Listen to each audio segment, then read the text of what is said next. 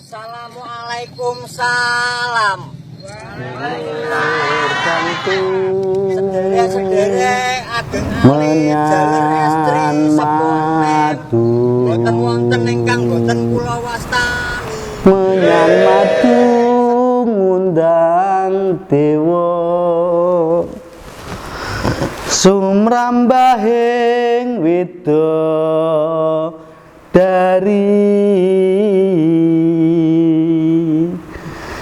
tumurun ing arcapada. Nah, ini tadi adalah salah satu tembang pembuka dalam kesenian sandur. Nah, perlu diketahui bahwa Kabupaten Bojonegoro mempunyai kesenian yang saat ini sudah diakui sebagai warisan budaya tak benda oleh Direktorat Jenderal Kebudayaan Republik Indonesia, yaitu sandur. Nah, sandur itu adalah sebuah kesenian yang lahir dari anak-anak gembala. Sandur berasal dari kata isan dan tandur. Artinya isan itu selesai dan tandur itu adalah menanam. Jadi permainan sandur biasa dimainkan oleh anak-anak gembala di lahan-lahan persawahan selesai mereka menanam padi. Nah,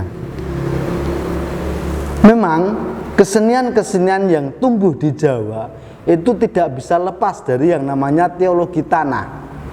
Artinya masyarakat Jawa itu sangat-sangat memahami sangkan paraning dumadi, yaitu dia berasal dari tanah, tercipta dari tanah, makan makanan yang tumbuh dari tanah dan akan mati kembali ke tanah.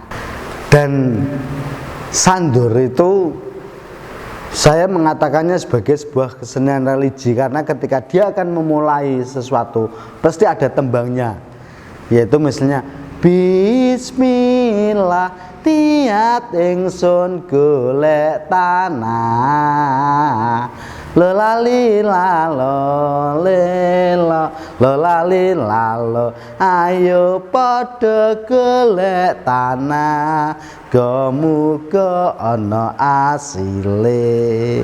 Nah, sandur ini menceritakan tentang sirkulasi kehidupan manusia itu, mulai dari pemunculannya yang dikerodongi, diberi kerudung, kemudian menghadapnya dari pojok loretan yang artinya adalah wiwitan, kemudian menceritakan kehidupan sehari-hari, mulai dari proses mencari tanah atau golek tanah. Nah, pada saat mencari tanah itu tidak serta-merta masyarakat Jawa yang dalam sandur itu diperankan oleh petak, balong, tangsel, dan cawe. Mereka sangat menghormati tanah, sehingga sebelum tanah itu dibersihkan atau lahan itu dibersihkan, ada proses yang namanya danyangi. Nah, danyangi itu artinya meyakini bahwa di setiap jengkal tanah itu ada kehidupan, sehingga sebagai sesama makhluk itu harus saling menghargai. Artinya ada permisi atau kula nuwun untuk membuka lahan. Nah, kemudian setelah lahan dibuka ditanduri. Nah, proses menanam itu juga ada tembang-tembangnya. Nah, itulah kesenian sandur, dan hal ini sangat-sangat perlu untuk terus kita lestarikan.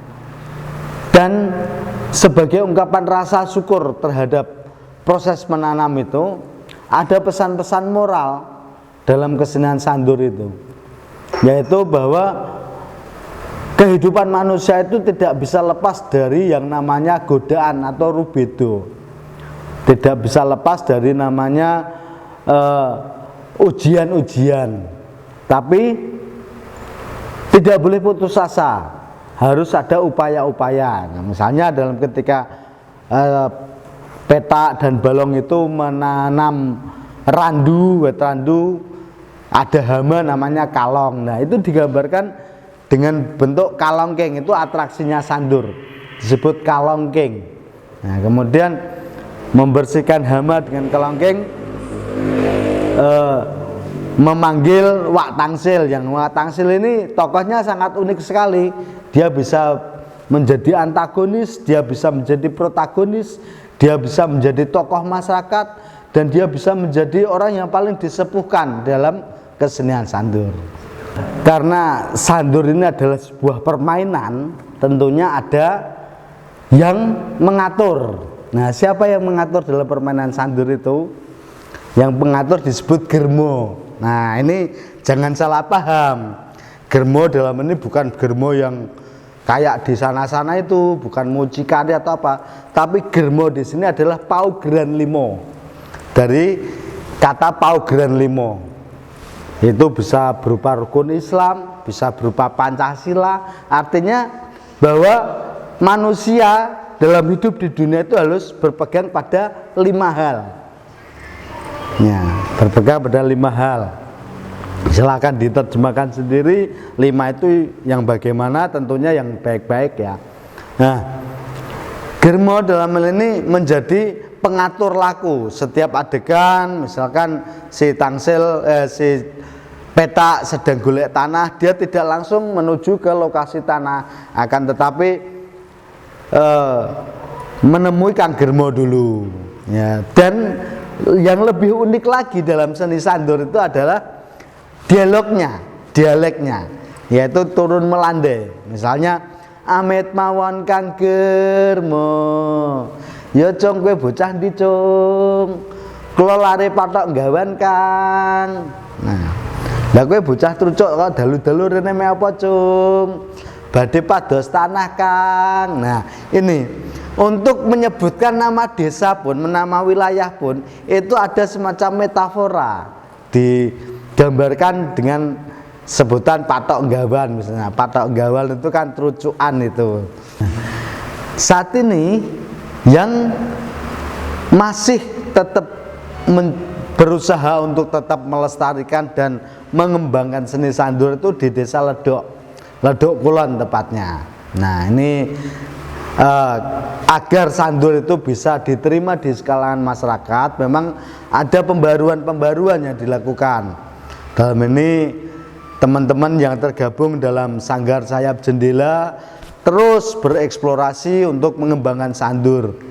Ada yang dalam bentuk teater, ada yang dalam bentuk tarian, bahkan ada yang dalam bentuk pantomim.